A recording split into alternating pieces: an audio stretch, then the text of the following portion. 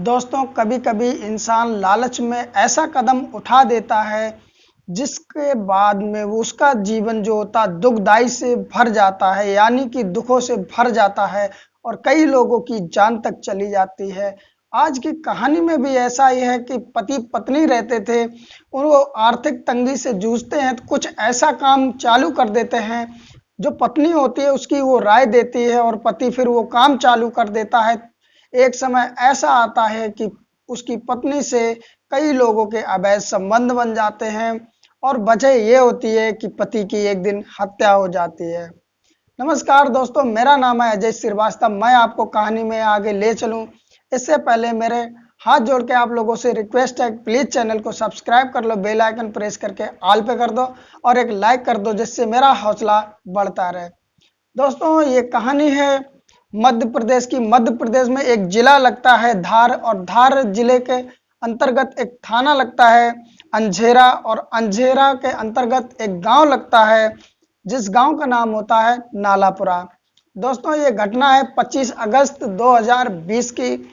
दोस्तों, उस गांव में एक व्यक्ति रहता था अजय, जो कि शादीशुदा था। उसकी उम्र 28 साल थी और उसकी एक पत्नी थी जिसकी उम्र लगभग 25 साल थी, और पत्नी का नाम मंजू देवी होता है। दोस्तों, रोज की तरह ही शाम को वो खाना खा के लेटते हैं और सो जाते हैं, और सोने के बाद जब सुबह होती है तो मंजू उठती है तो देखती है कि उसका पति फांसी का फंदे पर लटका हुआ है। और दोस्तों, वो जब ये परिस्थिति देखती है तो वो बहुत ज़्यादा रोने लगती है और चीखने चिल्लाने लगती है। जब वो चीखती है, रोती है, तो पड़ोसी उसकी जब आवाज़ सुनते हैं तो दोस्तों सारे आस पड़ोसी इकट्ठे हो जाते हैं। वो आके देखते हैं कि उसका पति अजय होता है, वो फांसी के फंदे पे लटका हुआ होता है। जब पड़ोसी लोग ये सब देखते हैं तो तुरंत ही पुलिस को सूचना दी जाती है। पुलिस अपने टीम के साथ में उस गांव नालापुरा में आ जाती है, और आने के बाद में उसके जो घर होता है उसका पूरी छानबीन करती है और लाश को नीचे उतारती है और चेक करती है। देखती है जो अजय की डेड बॉडी होती है उसमें कहीं भी चोट वगैरह के निशान नहीं है। उसके बाद में पुलिस वाले पोस्टमार्टम के लिए वो बॉडी भिजवा देते हैं, और पुलिस वाले उसकी पत्नी मंजू से पूछताछ करने लगते हैं। पूछताछ में पता चलता है कि रोज की तरह हम लोग प्यार से शाम को खाना खाए, खाना खा के लेट गए। उसके बाद मंजू कहती मुझे नहीं पता है कि इन्होंने ऐसा क्यों किया। पुलिस वाले को भी लग रहा था कि शायद ये आत्महत्या है, क्योंकि कहीं भी शरीर पे ना तो चोट के निशान है, ना ही नाखून या खरोच के निशान है, जिससे ऐसा हो कि मतलब झगड़ा हुआ हो और इनकी हत्या कर दी गई हो। पुलिस को पूरा पूरा यही महसूस हो रहा था कि शायद ही इन्होंने आत्महत्या की। मंजू से तरह तरह से पूछते हैं कि इन्होंने आत्महत्या क्यों की, क्या वजह रही होगी, कुछ ऐसा हो, कभी तुम्हारी लड़ाई हुई हो या कुछ इन पे कर्जा हो। तो मंजू कहती है ना ही हमारी कभी लड़ाई हुई है, ना ही इन पे कोई कर्जा था। हाँ, कुछ समय से ये परेशान जरूर थे, तो मैंने एक बार परेशानी की वजह पूछी तो इन्होंने मुझे कुछ खास बताई नहीं, बस यूं ही बोले कि थोड़ी सी आर्थिक तंगी है इसलिए मैं परेशान हूँ, इससे ज़्यादा कुछ नहीं। पुलिस वाले जब सब लेके चले जाते हैं और पुलिस वाले अपनी छानबीन करते हैं, और 2 दिन बाद जब पोस्टमार्टम रिपोर्ट आती है तो सब जो पुलिस वाले होते वो भी चौंक जाते हैं, क्योंकि अजय के शरीर पे कोई भी चोट का निशान नहीं होता, और पोस्टमार्टम की रिपोर्ट स्पष्ट कह रही होती है कि अजय की पहले गला दबा के हत्या कर दी गई, और हत्या करने के बाद में उसको फांसी के फंदे पे लटकाया गया। दोस्तों, जब पुलिस वालों को ये रिपोर्ट मिल जाती है तो उसके बाद में पुलिस वाले अपनी टीम के साथ में और साथ में लेडीज महिला पुलिस को लेके जाते हैं और सीधा अजय के घर पे पहुंच जाते हैं, और जाके मंजू को अपने साथ थाने ले आते हैं।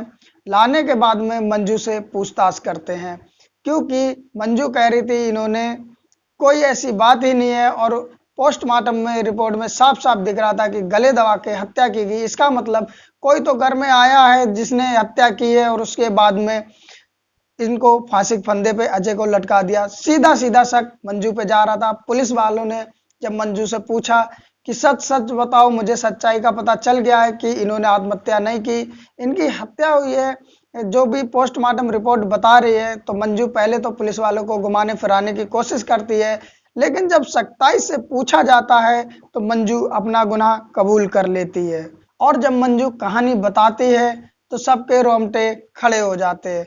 कहानी कुछ इस प्रकार बताती है मंजू कि अजय जो होता है, जब उसकी शादी होती है तो विदा होकर जब मंजू अजय के घर आती है तो मंजू खूबसूरत थी, बहुत ही ज़्यादा खूबसूरत थी और साथ में उतनी तेज दिमाग की थी। दोस्तों, जब शादी होके आती है तो अजय अपने ही गांव में दूसरे के खेतों में काम किया करता था और उसी से अपने घर की रोजी रोटी चलती थी। लेकिन जब शादी होके आती है तो पत्नी भी मंजू जो उसकी होती है बहुत ज़्यादा खूबसूरत होती है। तो उसके प्यार में पड़ने के बाद में अजय को लगता है कि शायद मैं घर पे ही रहा करूं, कुछ ऐसा काम कर लूं जिससे मैं घर पे रहा करूं, अपनी पत्नी के साथ ज़्यादा समय बिताया करूं, दूसरों के खेतों पर ना जाना पड़े। तो इसलिए वो घर पे ही एक परचून की दुकान खोल लेता है और खोलने के बाद में अब वो घर पे ही रहने लगता है। दोस्तों, समय धीरे धीरे बीतने लगता है और सारा कुछ बढ़िया चल रहा होता है, लेकिन परचून की दुकान से जो उनके मतलब मन मन में था कि हमें इस तरह का पैसा कमाना चाहिए, उस तरह का पैसा आ नहीं रहा था। परचून की दुकान ज़्यादा बड़ी थी नहीं, छोटी थी, बस उससे खाना खर्चा चल रहा था, इससे ज़्यादा कुछ नहीं हो पा रहा था। मंजू जो होती है वो अजय से कहती है कि मैं तुम्हें एक आइडिया देती हूँ, उसको अगर तुम कर लो तो शायद है कि हमारे पास पैसा काफ़ी सारा आ जाए। अजय होता है वो आइडिया पूछता है तो मंजू कहती है कि एक काम करो, तुम दारू शहर से खरीद लाओ और यहाँ पर बेचो। जो अजय होता है ये जब सुनता है तो वो साफ मना कर देता है, कहता है ये गलत काम है, ये गैर कानूनी काम है। अगर हम ये काम करेंगे और पुलिस वालों को पता चला तो पुलिस वाले पहले तो मुझे बहुत मारेंगे और उसके बाद में अंदर कर देंगे सो ब्याज में। अजय कहने का मतलब ये, अजय बिल्कुल भी इस बात पे तैयार नहीं होता है। दोस्तों, जो मंजू होती है वो अजय से कहती है तुम पुलिस वाले क्यों चिंता करते हो, जो भी पुलिस वाला आएगा उसको मैं देख लूंगी, तुम अपना काम करो। दोस्तों, जब कई बार मंजू समझाती है तो अजय ना कि समझ में ही आता, वो चला जाता है शहर और शहर से शराब ले आता है और चोरी छुपा अपनी परचून की दुकान की आड़ में उस शराब को बेचने लगता है। दोस्तों, धीरे धीरे समय बीतता है तो उसकी जानकारी पहले उसके आस पड़ोस में होती, फिर उसके गांव में होती है और ऐसे धीरे धीरे अड़ोसी पड़ोसी गांव में हो जाती है। उसी के गांव के एक पड़ोस में गांव होता है जिसका नाम राजेपुरा होता है। वहां का एक व्यक्ति होता है जिसका नाम मनोहर होता है। मनोहर जमींदार आदमी होता, अच्छा पैसे वाला आदमी होता, लेकिन उसके अंदर एक गलत आदत थी, वो नशे की आदत। वो एक टाइप का पूरा नशेड़ी था। दोस्तों, जो मनोहर होता है उसे जब पता चलता है कि अजय के यहाँ शराब बिकती है तो दोस्तों वो भी अजय के यहाँ पहुंच जाता है शराब लेने के लिए। वो अजय के यहाँ से शराब लेता, पीता और चला जाता। दोस्तों, ऐसे ही कहानी चलने लगी। कुछ ही समय बीता कि उसकी मनोहर की नज़र अजय की पत्नी मंजू पे पड़ जाती है और जैसे ही मंजू पे पड़ जाती है तो दोस्तों वो मंजू का दीवाना हो जाता है, क्योंकि मंजू एकदम खूबसूरत बला थी। जब वो मंजू का दीवाना हो जाता है तो अब वो पर डे ही दारू लेने वहां पर आया करता और किसी ना किसी बहाने से मंजू से बातें किया करता। दोस्तों, मंजू भी जितनी ज़्यादा खूबसूरत थी उतनी ही ज़्यादा तेज दिमाग की थी। मंजू को टाइम नहीं लगता है मनोहर की भावनाएं पढ़ने में और वो समझ जाती है कि मनोहर उससे क्या चाहता है। जैसे ही मंजू को पता चलता है कि ये जिम्मेदार है, इसके पास पैसा बहुत ज़्यादा है, तो वो भी लालच में आ जाती है और धीरे धीरे मनोहर को इशारे करने लगती। और एक समय ऐसा आता है जब स्पष्ट शब्दों में मनोहर बोल देता है मंजू से कि तुम मुझे बहुत ज़्यादा पसंद हो। मंजू भी कह देती है पसंद तो तुम भी मुझे, और दोनों में दोस्तों प्यार का संबंध आगे बढ़ने लगता है। दोस्तों, कुछ ही समय तब बीतता है जो प्यार का ही संबंध नहीं, उनकी सारी हदें पार हो जाती हैं और उनके शारीरिक संबंध बन जाते हैं। दोस्तों, अब समय गुजरने लगता है। मनोहर हर दूसरे तीसरे चौथे दिन आया करता था और मंजू के साथ अपना शारीरिक संबंध बिताया करता था। दोस्तों, इस बात की अजय को भनक भी नहीं पड़ती है, क्योंकि ये संबंध तभी बनता था जब अजय सामान लेने के लिए शहर जाया करता था। जब सामान लेने जाया करता था तो लगभग उसको वो लगभग सुबह निकलता था और शाम टाइम ही लौट पाता था। इसी बीच में ये संबंध बन जाता था। दोस्तों, इधर मंजू भी खुश थी और उधर मनोहर भी खुश था, क्योंकि मनोहर को मंजू का शरीर चाहिए था जो उसे मिल रहा था और उधर मंजू को मनोहर के पैसे चाहिए थे जो किसी ना किसी बहाने को लेकर के मंजू को मिल रहे थे। दोस्तों, समय बीतता रहता है। एक समय ऐसा आता है कि मनोहर एक दिन अपने दोस्त सावन होता है उसी के गांव का, उसको लेकर के मंजू के यहाँ शराब पीने आता है। जब सावन को लेके वो मंजू के यहाँ आता है, शराब पीता है, मनोहर मंजू से बात करता है और बात कुछ इस प्रकार करता है कि सावन समझ जाता है कि मंजू और मनोहर के बीच में लफड़ा चल रहा है। और उसके बाद में सावन जब मंजू की सुंदरता देखता है तो वो भी उस पर मोहित हो जाता है और मोहित होने के बाद में शराब पी के वहां से चला जाता है। और वो फिर मनोहर से पूछ लेता है कि तुम्हारा मंजू के साथ में लफड़ा चल रहा है, तो मनोहर कह देता हाँ मेरा चल रहा है। जो सावन होता है वो मनोहर से कहता है कि मुझे भी इसके साथ संबंध बनाना है, एक बार ही सही तुम बनवा दो तो तुम्हारा बहुत ज्यादा मैं एहसान मानूंगा, इस तरह की वो विनती करता है। तो मनोहर होता है वो मान जाता है, पहले तो मना करता है लेकिन बाद में मान जाता है और एक दिन वो सावन को लेकर दोबारा पहुंच जाता है। जो मनोहर होता है पहले वो स्वयं संबंध बनाता है, उसके बाद में सावन के साथ संबंध बनाने के लिए मंजू को बोलता है। मंजू साहब स्पष्ट इनकार कर देती है, कहती है कि मैं तुमसे प्यार करती हूँ, मैं ये कोई धंधा नहीं करती हूँ जो मैं ऐसा काम करूं। लेकिन जब मनोहर बार बार कहता है मेरा बहुत ही ज्यादा घनिष्ठ मित्र है, तुम इसके साथ थोड़ा समय बिता लो, तो दोस्तों जब वो बहुत कहता है और कुछ पैसे भी देता है तो जो मंजू होती है वो मान जाती है और सावन के साथ में संबंध बिताती है। दोस्तों सावन नौजवान होता हट्टा कट्टा होता है, जब उसके साथ में मंजू समय बिताती है तो मंजू भी सावन की दीवानी हो जाती है, क्योंकि जो फर्स्ट टाइम सावन ने मंजू के साथ में संबंध बनाया तो इतना मंजू को मजा आता है कि वो उसकी दीवानी हो जाती है। दोस्तों अब तो मंजू खुद ही डिमांड करने लगती सावन से कि तुम मनोहर के साथ में हर रोज आया करो। दोस्तों जब अब होता ऐसा है कि जब भी मनोहर आता था तभी सावन आता था, मंजू दोनों बुलाती थी और दोनों के साथ में बारी बारी करके संबंध बनाती थी। दोस्तों समय बीतता रहता, एक समय ऐसा आता है कि मंजू अब बारी बारी नहीं दोनों के साथ में एक साथ ही संबंध बनाती है और अब वो जिंदगी के मजे लेती है। तीनों बहुत ज्यादा खुश होते हैं क्योंकि दोस्तों उन्हें जो चाहिए था वो तीनों को मिल रहा था। और समय एक ऐसा आता है 2020 जिसमें लॉकडाउन लग जाता है। दोस्तों जब 2020 में लॉकडाउन लग जाता है तब होता ये है, ना तो मनोहर मंजू से मिल पा रहा था, ना ही सावन मिल पा रहा था और ना ही मंजू उन दोनों से मिल पा रही थी, क्योंकि उस समय लॉकडाउन में काम भी अस्त व्यस्त हो गए थे, घर से बाहर निकलना मुश्किल हो गया था, कोई कहीं जा नहीं रहा था, सब अपने अपने घरों में कैद थे। दोस्तों इधर मंजू के घर की जो आर्थिक स्थिति होती है वो भी बहुत ज्यादा खराब हो जाती है, क्योंकि ना ही अब उसका पति अजय दारू लेने जाता है, ना ही परचूनी के दुकान का जो सामान होता है वो शहर से ला पा रहा था लॉकडाउन की वजह से। बस समय धीरे धीरे गुजर रहा था। कुछ समय जब बीतता है दोस्तों, जब लॉकडाउन से 3 महीने बाद थोड़ी सी राहत मिल जाती है और कुछ समय के लिए लॉकडाउन खुल जाता है। दोस्तों जैसे लॉकडाउन खुलता है वैसे ही मनोहर और सावन दोनों मंजू के घर जाने के लिए तैयार होते हैं और निकल पड़ते हैं।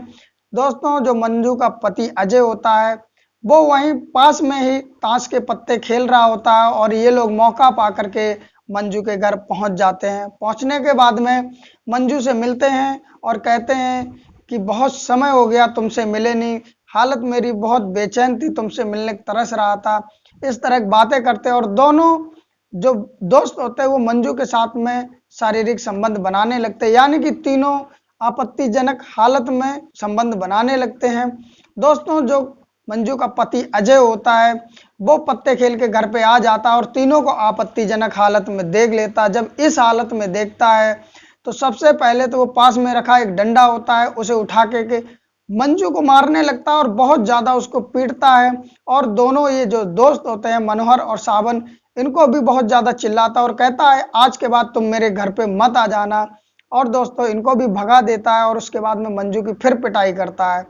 दोस्तों अब जब वो इस हालत में तीनों देखता है तो वो उस बात को भुला नहीं पाता है। दोस्तों अब रोज बात बात में मंजू से लड़ाई झगड़े होने लगते, क्योंकि जो अजय होता है वो अपनी पत्नी को बहुत ज्यादा प्यार करता था और वो समझता था कि मेरी पत्नी मुझे बहुत प्यार करती, लेकिन वो एक के साथ नहीं दो के साथ में जब इस परिस्थिति में देखता है तो सब समझ जाता है कि पत्नी मुझसे प्यार नहीं करती, ये तो गलत तरह की औरत है।